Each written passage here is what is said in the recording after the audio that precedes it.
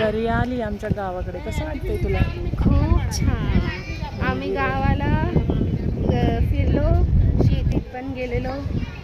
पप्पा गेल्यापासून आहे ना देवावरचा विश्वासच उडाला आहे. पप्पांसाठी आम्ही एवढी प्रार्थना केली पण एक पण देव आमच्या पप्पांसाठी धावून आला नाही. म्हणून असं कोणत्याच मंदिरात जायची तर इच्छाच नाही आहे.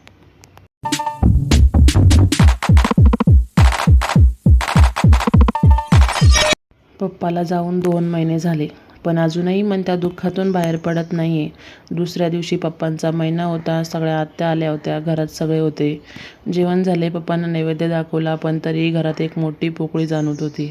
माहेरी गेल्यावर प्रत्येक कोपऱ्यात पप्पाच दिसत होते. त्यांचं बसणं, उठणं, गाडीवर गावात जाणं, बाहेर बसणं, जेवण करणं, त्यात पांढरे शुभ्र कपडे, कपाळावरचा गंध, गळ्यातली माळ, हातातलं कडं, त्यांचा आवाज, सगळं डोळ्यासमोर जिवंत उभं राहत होतं. फक्त तेच दिसत नव्हते. घरात गेले की पप्पाची आठवण, बाहेर आले की पप्पाची आठवण.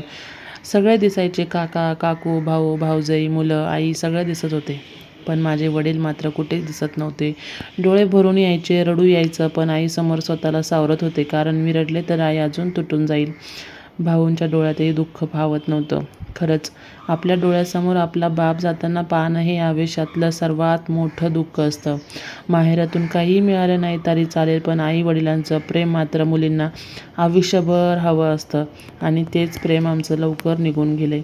वडील गेल्यापासून आहे ना कशातच जीव लागत नाही, मन लागत नाही, कुठं जावं वाटत नाही, कोणाशी बोलावं वाटत नाही. सारखं फोटोला बघून, मोबाईलमध्ये जे फोटो आहे ना ते बघून सारखं बोलत असते की अण्णा तुम्ही आमच्यासोबत खूप लवकर आम्हाला सोडून गेले. खूप वाईट वाटतं पण काय करणार, नियतीच्या पुढे कोणीच जाऊ शकत नाही. महिना वगैरे झाला आणि आमच्यासोबत आहे ना रिया पण आली होती. म्हणजे मी अगोदर आली होती आणि प्रांजलचे पप्पा आणि रिया आहे ना सकाळी सकाळी आले होते. तिला पण यायचं होतं, मम्मीला, भावांना सगळ्यांना भेटायचं होतं आणि गावाकडचं वातावरण पण तिला खूप आवडतं. त्याच्यामुळे ती पण प्रांजलच्या पप्पांसोबत आहे ना पप्पाच्या महिन्यासाठी आली होती. सगळ्यांना भेटली, तिला पण छान वाटलं आणि आम्ही आता निघालो होतो छत्रपती संभाजीनगरला. आणि जाता जाताच आम्हाला वेरूळ आणि खुलताबाद लागतं तर तिची इच्छा होती की 12 ज्योतिर्लिंगापैकी इकडं एक ज्योतिर्लिंग आहे तर मला ना आले आहे तर मग दर्शन वगैरे करायचं आहे तर मला घेऊन चालता का. तर आम्ही याच रूटने येतो तर मग त्या रूटने तिला घेऊन आम्ही दर्शन वगैरे करायला निघालो होतो.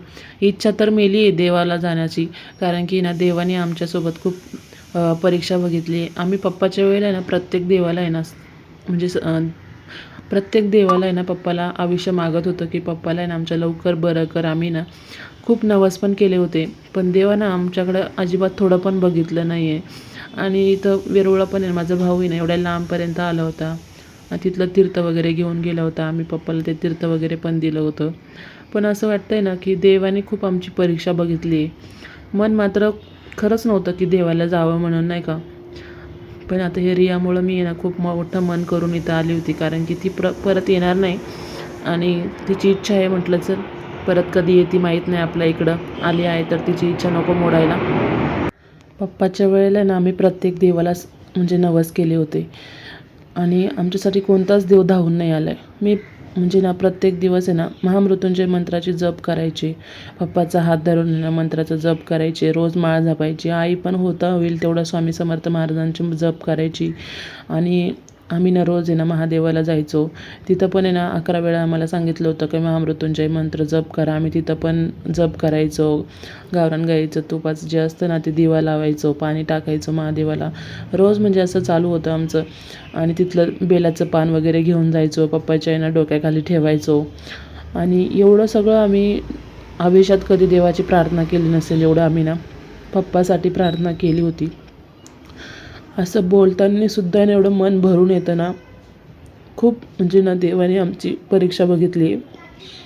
आयुष्यात मरण काय कोणाला चुकलेलं नाही आहे हे मात्र खरं आहे. मरण हे अटळ आहे पण कुठंतरी असं वाटतं की नाही का एवढं कष्ट करून आणि या कष्टाचं त्यांना थोडं फळ मिळायला पाहिजे होतं. म्हणजे आयुष्य खूप कष्टामध्येच गेलं त्यांचं आणि सुखाचे दिवस आले होते तर थोडं अजून देवाने ठेवायचं होतं. त्यांना अजून सुख भोगून द्यायचं होतं. सुखाचे दिवस बघायचे होते, अजून खूप चांगले दिवस आले होते. आणि त्यांची इच्छा होती चारीधामाला जायचं कारण की आई आणि माझ्या वडिलांनी ना कधी जास्त देवधर्म केलेच नाही आहे. तर त्यांची इच्छा खूप म्हणजे अजून देव वगैरे बघायची खूप इच्छा असतात नाही का माणसाच्या. आता सगळ्यांचे लग्न कार्य झालेले आहे तर आता आपण मोकळं झालो आहे, आपण देवधर्म करूया, असं त्यांची एक इच्छा होती. ती त्यांची इच्छा अपूर्णच राहून गेली आहे. त्यामुळे असं माणसाचं मन एकदम तुटून जातं. तर आम्ही इथं भद्रा मारुतीला पण आलो होतो. इथं पण दर्शन वगैरे केले. वडील वारल्यापासून आहे ना कोणत्याच मंदिरात जायची इच्छाच नाही आहे. पण आता खास मग फक्त रियासाठी मी इथं दर्शन वगैरे करण्यासाठी आली होती. वडिलांना तर आमच्यापासून देवाने लवकर लांब केलं. आता आमच्या आईला खूप आयुष्य द्यावं हीच देवाकडे प्रार्थना आहे. आईचं आयुष्य सुखासमाधानाचं, आरोग्याचं आणि भरभराटीचं जावो हीच देवाला प्रार्थना आहे. कसं वाटतंय तुला? खूप छान. आम्ही गावाला फिरलो, शेतीत पण गेलेलो and it was a very good experience. पण अनफॉर्च्युनेटली आम्ही व्हिडिओ नाही काढू शकलो. बट नेक्स्ट टाइम परत आहे. आज सकाळी आली आहे आणि आता लगेच निघालो ना आम्ही, त्यामुळे तिला जास्त काही फिरवता नाही आलं. आणि तिची इच्छा होती की इथं वेरूळला यायचं ज्योतिर्लिंगाचं दर्शन करण्यासाठी. तर आम्ही तिथं आलो, दर्शन वगैरे केलं आणि आता आम्ही भद्रा मारुतीला आले खुलताबादला. इथं दर्शन वगैरे झाले. आता निघणार आम्ही छत्रपती संभाजीनगरला आणि मग आम्ही जाणार पुणे. रात्रीचा प्रवास करणार.